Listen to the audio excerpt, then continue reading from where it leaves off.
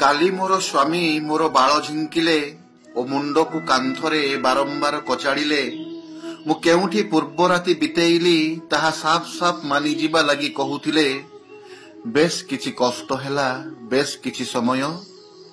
ତାପରେ ଯେତେବେଳେ ସେ ମୋ ଅଙ୍ଗ ପ୍ରତ୍ୟଙ୍ଗ ସବୁକୁ ତନ୍ନ ତନ୍ନ କରି ଦେଖି ବସିଲେ, ମୁଁ ଆଉ କେତେ କାଳ ଚାପି ରଖିଥାନ୍ତି ହସକୁ।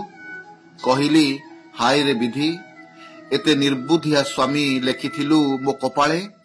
ମୋର ଅବିଶ୍ୱସ୍ତତାର ପ୍ରମାଣ ଖୋଜୁଛି ଶରୀରରେ, ପୁଣି ଦିନ ବେଳେ। ହାୟରେ ଏତେ ନିର୍ବୁଦ୍ଧିଆ ସ୍ୱାମୀ ଲେଖିଥିଲୁ ମୋ କପାଳେ।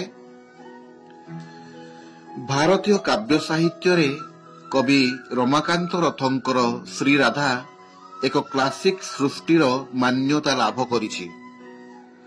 1992 ମସିହାରେ ଏହି କାବ୍ୟଗ୍ରନ୍ଥ ମର୍ଯ୍ୟାଦାଜନକ ସରସ୍ୱତୀ ସମ୍ମାନ ଲାଭ କରିଥିବା ବେଳେ ଶ୍ରୀରାଧା ଇଂରାଜୀ ସମେତ 8 ଗୋଟି ଭାରତୀୟ ଭାଷାରେ ଅନୁଦିତ ହୋଇ ବିପୁଳ ପାଠକୀୟ ଶ୍ରଦ୍ଧାଭାଜନ ହୋଇପାରିଛି। ଶ୍ରୀରାଧା ଏଭଳି ଏକ ତୃଷା, ଯାହାକୁ ଯେତେ ଯେତେ ଥର ପାଠକ ପଢୁଥାଏ ତୃଷା ସେତେ ସେତେ ଦ୍ୱିଗୁଣିତ ହୋଇ ହୋଇ ଯାଉଥାଏ। ବିଖ୍ୟାତ ମାଲାୟାଳମ କବି ସୁଗାତା କୁମାରୀ କହିଥିଲେ, ଶ୍ରୀରାଧା ପଢି ସାରିବା ପରେ ଟିକିଏ କାନ୍ଦି ପକାଇବାକୁ କେତେ ଚାହିଁଲି।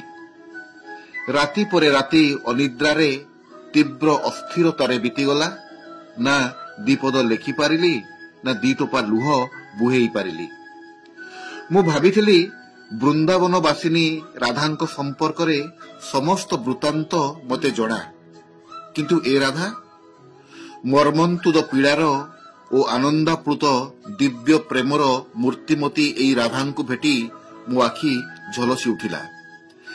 ତାଙ୍କର ପ୍ରସାରିତ ଦୁଇ ବାହୁ ଭିତରେ ଥିବା ଉଦ୍ଗ୍ରୀବ ଶୂନ୍ୟସ୍ଥାନର ଶ୍ୟାମବର୍ଣ୍ଣ ଦେଖି ମୋର ସର୍ବାଙ୍ଗ କମ୍ପି ଉଠିଲା। ଦ୍ୱୈତ ଭାବର ଅତଳତଳ ବିଷାଦ ଅଦ୍ୱୈତ ଭାବର ଉନ୍ମାଦକାରୀ ପୁଲକରେ ପରିଣତ ହୋଇଗଲା। ନିଶ୍ୱାସର କାରୁକାର୍ଯ୍ୟର 25ଶ ସଂସ୍କରଣରେ ରାଧାଙ୍କର ପ୍ରସାରିତ ଦୁଇ ବାହୁ ଭିତରେ ଥିବା ଉଦ୍ଗ୍ରୀବ ଶୂନ୍ୟସ୍ଥାନର ଶ୍ୟାମବର୍ଣ୍ଣର ଅଦ୍ୱୈତ ଭାବର ପୁଲକରେ ପୁଲକିତ ହୋଇଯିବା ଭଳି ଏହି କବିତା ଶ୍ରୀରାଧା 11। ଏବେ ଖୁବ୍ ରାତି, ଏବେ ମୁଁ ପୁଣି ତରଳିଯାଏ, ପୁଣି ଭୁଲିଯାଏ ମୋ କୂଳ ମହତ। ପୁଣି ହଁ କରିଦିଏ ତମେ ମୋତେ ପଚାରିବା ଆଗୁ। ଚକ୍ ଚକ୍ ଅଳଙ୍କାର ପିନ୍ଧି ପୁଣି ମୁଁ ବାହାରି ପଡ଼େ ସଂସାର ଗୋଟାକ ଯେବେ ନିଦରେ ଅଚେତ। ଏବେ ମୁଁ ପୁଣି ତରଳିଯାଏ, ପୁଣି ଭୁଲିଯାଏ ମୋର କୂଳ ମହତ। ସଂସାର ଗୋଟାକ ଯେବେ ନିଦରେ ଅଚେତ, ତମ ପାଇଁ ଉଜାଗର ରହେ ସାରା ରାତି। ଜାଣି ଶୁଣି ଫାଙ୍କି ଦିଏ ଅନ୍ୟ ସମସ୍ତଙ୍କୁ, ନିର୍ଦ୍ୱନ୍ଦ୍ୱରେ ଭାଙ୍ଗିଦିଏ କାଳକ୍ରମେ ବୁଢ଼ୀ ହେବାକୁ ଓ ମରିବାକୁ ଦେଇଥିବା ଦୃଢ଼ ପ୍ରତିଶ୍ରୁତି। ସଂସାର ଗୋଟାକ ଯେବେ ନିଦରେ ଅଚେତ, ତମ ପାଇଁ ଉଜାଗର ରହେ ସାରା ରାତି। ଡେଇଁଯାଏ ଛୋଟ ଛୋଟ ଅନେକ ଆଶା ଓ ଛୋଟ ଛୋଟ ଅନେକ ହତାଶା। ଘରର ଏରୁଣ୍ଡି ବନ୍ଧ ଅବଲୀଳାକ୍ରମେ ଲଙ୍ଘିଯାଏ, ପୁଣି ପାପ କରେ। ଆଗ ଭଳି କିନ୍ତୁ ନୁହେଁ ଏବେ, ବିନା ଶୋଚନାରେ ଏବଂ ବିନା ଆତଙ୍କରେ। ଘରର ଇରୁଣ୍ଡି ବନ୍ଧ ଅବଲୀଳାକ୍ରମେ ଲଙ୍ଘିଯାଏ, ପୁଣି ପାପ କରେ। ମୁଁ ଆଉ ଆବଦ୍ଧ ନୁହେଁ ମୋ ଜନ୍ମ ବେଳର ଭାଗ୍ୟରେ।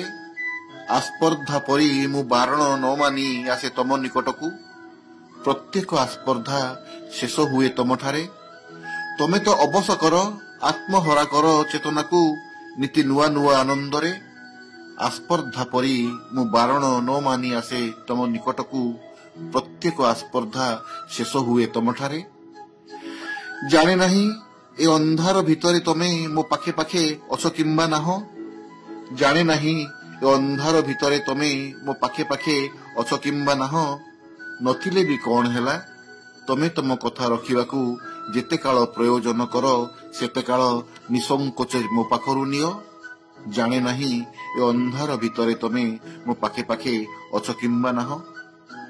ଏବେ ଖୁବ୍ ରାତି, ଚକ୍ ଚକ୍ ଅଳଙ୍କାର ପିନ୍ଧି ପୁଣି ମୁଁ ବାହାରି ପଡ଼େ ସଂସାର ଗୋଟାକ ଯେବେ ନିଦରେ ଅଚେତ, ସଂସାର ଗୋଟାକ ଯେବେ ନିଦରେ ଅଚେତ।